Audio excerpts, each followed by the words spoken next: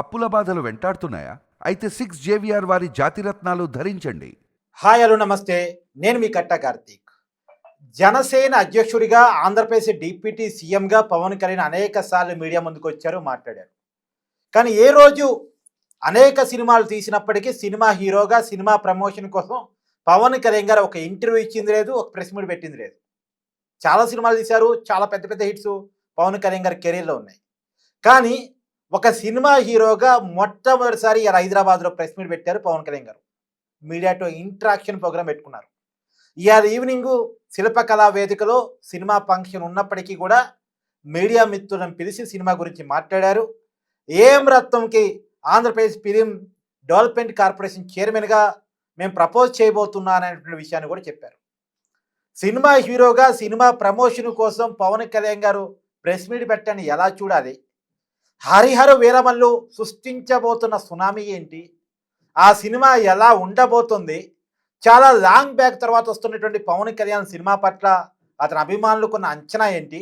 ఇవన్నీ కూడా మనం చర్చించుకునే ప్రయత్నం చేద్దాం. నాతో ఉన్నారు ప్రముఖ సామాజిక సినీ రాజకీయ విశ్లేషకుడు చంద్ర శ్రీనివాస్ గారు. సార్ నమస్కారం. నమస్కారం కార్తీక్ గారు. సార్, మీరు సినిమా ఇండస్ట్రీని కూడా చాలా దగ్గర నుంచి చూస్తూ వచ్చారు. అందులో పవన్ కళ్యాణ్ ఆయన కెరియర్ని కూడా జాగ్రత్తగా చూస్తూ వచ్చారు దగ్గర నుంచి. ఏ రోజు సినిమా హీరోగా ఒక ఇంటర్వ్యూ ఇచ్చింది కానీ, ఒక ప్రెస్ మీట్ పెట్టింది కానీ గతంలో ఎప్పుడూ లేదు. చాలామంది హీరోలు తమ సినిమాని ప్రమోట్ చేసుకుంటూ ఉంటారు, కానీ పవన్ కళ్యాణ్ గారు ఎప్పుడు కూడా తను సినిమాని ప్రమోట్ చేసుకోరు. కానీ సినిమా హీరోగా మొట్టమొదటిసారి ఆయన ప్రెస్ మీట్ పెట్టారు. ఉద్దేశం ఏమై ఉండొచ్చు? డెఫినెట్గా అంటే ఆయన తన కోసం, తన సినిమా కోసం కాదు, ఒక మంచి సినిమా తీసిన దర్శకుడి కోసం, పాపం అదే నిర్మాత కోసం. ఎందుకంటే ఇద్దరు కూడా నిర్మాత ఎవరు? ఏఎం రత్నం గారు. అవును. ఈ దేశానికి మంచి సినిమాలు తీసిన వ్యక్తి అని చెప్పి ఆయనతో ఒక్క సినిమా తీయాలని కలగనేవాడిని నేను. ఆయనతో ఖుషి తీశాను. తర్వాత అటువంటి వ్యక్తికి చాలా కష్టమైన పరిస్థితి. ఒకవైపు రాజకీయాల్లోకి వెళ్ళటం బట్టి సినిమాలు చాలా టైం 4 years అయింది. సినిమాని బతికించుకోవాలా, సినిమా నా ప్రాణం, సినిమా ద్వారా నేను ఎదిగాను. అదే సమయంలో ఫస్ట్ టైం నేను మీ ముందు వచ్చి మీతో కలవాలనుకున్నాను అన్నాడు. నిజమే, మీరు చెప్పినట్టు ఆయనగా పట్టుమని 40 సినిమాలు కూడా చేయలే, కానీ స్టార్డమ్ అనేది ఇప్పటికీ కంటిన్యూ అవుతుంది. అవును అవును. పవన్ కళ్యాణ్ ఏ సినిమా తీసినా ఒక సామాజిక చైతన్య మెసేజ్ ఉన్న సినిమా. అదే సమయంలో ఈ చివరి దాకా నేను కూడా ఆ సమావేశానికి వెళ్ళాను ఆహ్వానం మేరకు. పార్క్ అయ్యత్లో దగ్గరగా చూశాను, ఆయనకి షేక్ హ్యాండ్ ఇచ్చాం. ఎందుకంటే ఆయనలో రాజకీయ నాయకుడి నుంచి ఈరోజు టీ షర్ట్ వేసి జీన్ ప్యాంట్ వేసి వచ్చారు హీరోగా.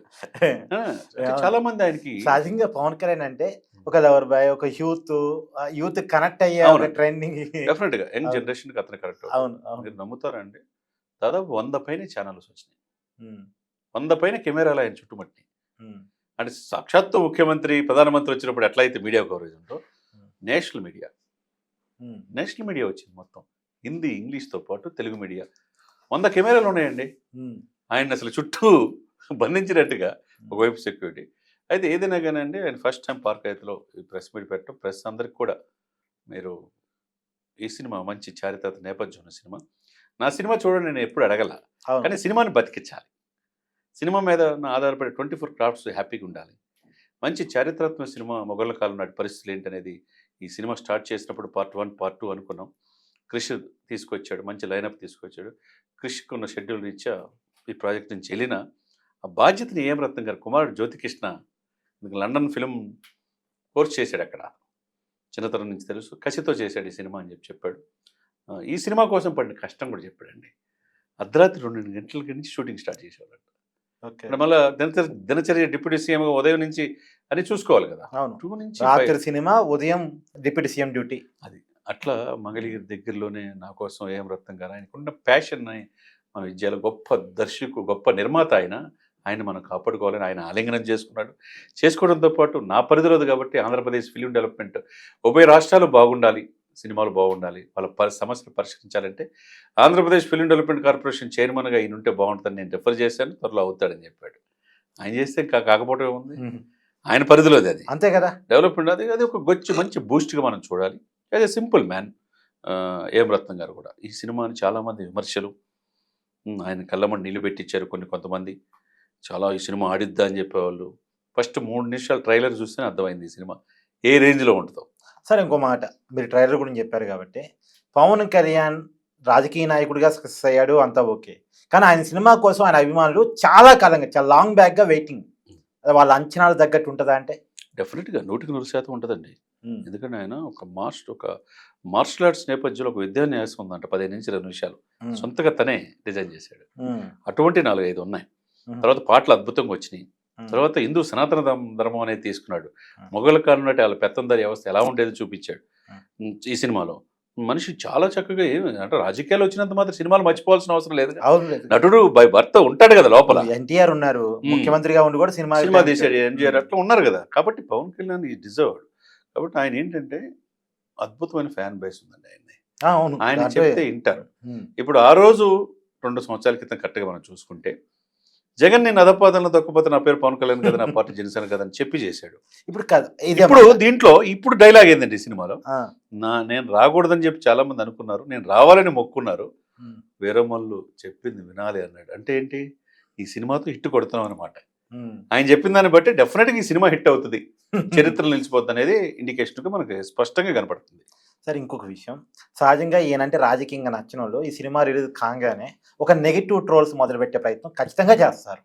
వాటిని తట్టుకునే సినిమా నిలబడిద్దా అంటే 100% నిలబడుద్ది. ఎందుకంటే తెలుగు, తమిళం, మలయాళం, కన్నడం, హిందీ బహుభాషల్లో ఇది ఎక్కడ ఆగదు. ఇది అంటే ఆసేతు హిమాచలం గనక విస్తరించినట్టు బీజేపీ ఎట్లయితే ఉందో, హిందూ సనాతన సాంప్రదాయ లైనప్ తీసుకొని అక్కడ కూడా కనెక్ట్ అయ్యాడు ఈయన. ఉత్తరాదిని కూడా మహారాష్ట్రలో చూసాం మనం, ఆయన చెప్పింది విన్నారు, సక్సెస్.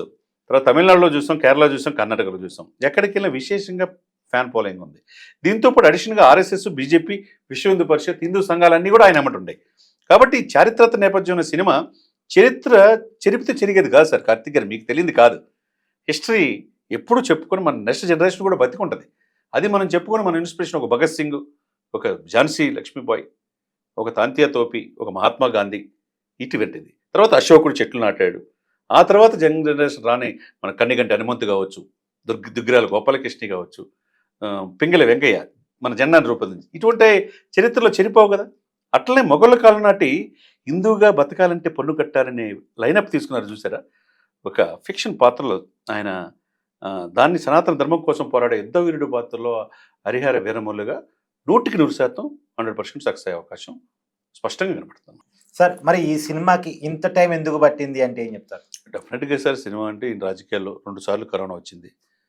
మొదట విడత, రెండో విడత, పాపం తట్టుకొని నిలబడ్డారు. తర్వాత దీనితో పాటు అడిషనల్గా ఈయన 2 సంవత్సరాలు పూర్తిగా రాజకీయాలకు కేటాయించాడు. పాపం నిర్మాతలు 4 సంవత్సరాలు వెయిట్ చేశారు. మరి అందుకు టైం పట్టింది తప్పితే దానికోసం సినిమాని ఇంకా ఎట్లా తీయాలనే ఉద్దేశంతో. అంటే నా ఉద్దేశం ఏంటంటే ఆ రోజుల్లో అనుకున్న స్టోరీ ఈ రోజులు కనెక్ట్ అయిద్దా అని. ఇది చరిత్ర, నేను మళ్ళీ చెప్తున్నా, చరిత్ర చెరిపేస్తే చెరిగిపోయేది కాదు, అది ఎప్పుడూ వినసొంపుగానే ఉంటుంది. ఇప్పుడు కలికి భవిష్యత్తులో ఏం జరిగిందో చూపించాడు, అది కనెక్ట్ అయింది కదా. బాహుబలి కనెక్ట్ అయింది కదా. మరి అటువంటిది మనకు తెలిసిన హరిహర రాయలు, బొక్కరాయలు, విజయనగర సామ్రాజ్యాన్ని పాటుపడిన ఆ పేర్లు పెట్టి మొఘలాయలు కనెక్ట్ చేసినప్పుడు, హిందూ సనాతన ధర్మం అనేది మధ్యలో ఉన్నప్పుడు ఇంకేముంది, ఇంకేం కావాలి? ఏదో సినిమా రంగాల్లో 4 ఫైట్లు, ఒక రేప్ సీను, లేకపోతే ఒక ఆకతాయి, ఈ కాదు కదా సార్. మన తెరమరుగైన మన చరిత్రని భావితరాలకు చూపించడం. ఇప్పటి వరకు పవన్ కళ్యాణ్ సినిమాలంటే ఒక సహజంగా ఫస్ట్ ఒక యంగర్ బాయ్గా, లవర్ బాయ్గా పవన్ కళ్యాణ్ గారు అలా ట్రెండ్ కనెక్ట్ చేశారు. అక్కడి నుంచి ఒక మంచి లాయర్గా వకీల్ సాబ్ని కనెక్ట్ చేశారు. అంటే సినిమా హీరో అంటే కేవలం లవర్ బాయ్లు ఇవి కాదు, ఒక సోషల్ కంటెంట్ మూవీ తీశారు.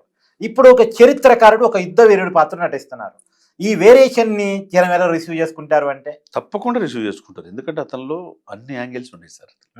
నాకు నటన రాదు అంటేనే నటన చేస్తాడు, నాకు డ్యాన్స్ రాదు అంటే డ్యాన్స్ చేస్తాడు, ఫైట్స్ అతను మించి నాడు ఎవరు లేరు, న్యాచురల్గా ఉంటాయి. మార్షల్ ఆర్ట్స్ నేర్చుకున్నాడు, తన అన్నను చూసి నేర్చుకున్నాడు. ఈరోజు ఆయన కూడా చెప్పాడు, నా బిడ్డ అయినా కష్టపడితేనే ఈ ఫీల్డ్లో ఉంటాడు. అవును, అట్లా చిరంజీవి గారి కొడుకైనా అంతే. అని చెప్తా కష్టపడాలి, ఇష్టపడాలి, ఈ సినిమా రంగాన్ని కాపాడుకోవాలి. గత 5 సంవత్సరాల్లో జగన్మోహన్ రెడ్డి గారి హయాంలో ఈ సినిమా పరిశ్రమ ఇబ్బంది పడింది, ఇప్పుడు మేము గుండెల్లో పెట్టుకుంటాం అని చెప్పకనే చెప్పాడు ఆయన.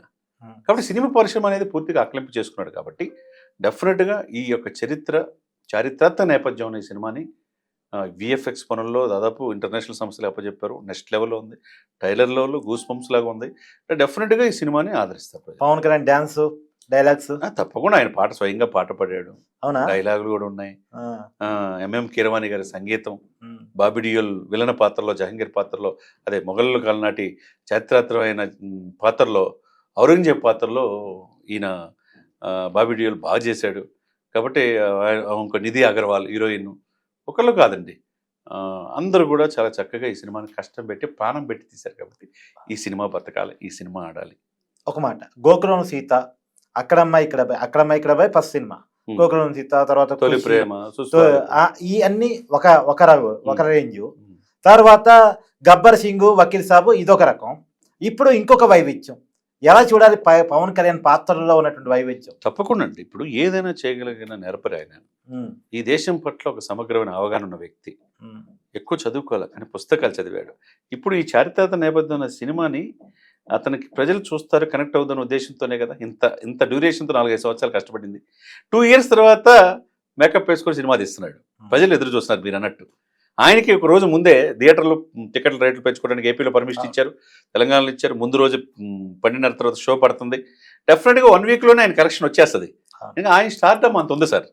పవన్ కళ్యాణ్ అనే వ్యక్తి ఒక వ్యక్తి కాదు, వ్యవస్థగా మారాడు. ఇప్పుడు ఓజీ ఉందిగా, తర్వాత ఉస్తాద్ భగత్ సింగ్ కూడా షూటింగ్ జరుగుతుంది కదా. ఏదైనా చేయగలిగిన ఇది పవన్ కళ్యాణ్ గారిలో ఉందన్నమాట. నాకు తెలియదు అంటేనే అన్ని చేస్తాడనమాట. అంటే ఆంధ్రప్రదేశ్ ప్రభుత్వం ఆయన డిప్యూటీ సీఎం ఉన్నారు కాబట్టి అక్కడ ఏం అడ్డంకులు ఉండకపోవచ్చు సినిమాకి. ఇక్కడ తెలంగాణలో కూడా రేవంత్ రెడ్డితో ఆయన మంచి సంబంధాలు ఉన్నాయి కాబట్టి ఇక్కడ కూడా అడ్డంకులు ఏముండవు. 2 రాష్ట్రాలకి చెరో ₹1 వరదలో ఇచ్చాడు సార్. 2 రాష్ట్ర ప్రజలు గుండెల్లో తెలంగాణ ఉద్యమం, తెలంగాణ సాహిత్యం అంటే ఆయనకి ఇష్టం. అది చూసి మనం నేర్చుకోవాలని ఏపీలో కూడా అంటుంటాడు. కాబట్టి తెలంగాణలో కూడా ఆంధ్రప్రదేశ్కి సరిసమానంగా ఫ్యాన్ బేస్ ఉంది. అవును, నో డౌట్. అంతే కదండి.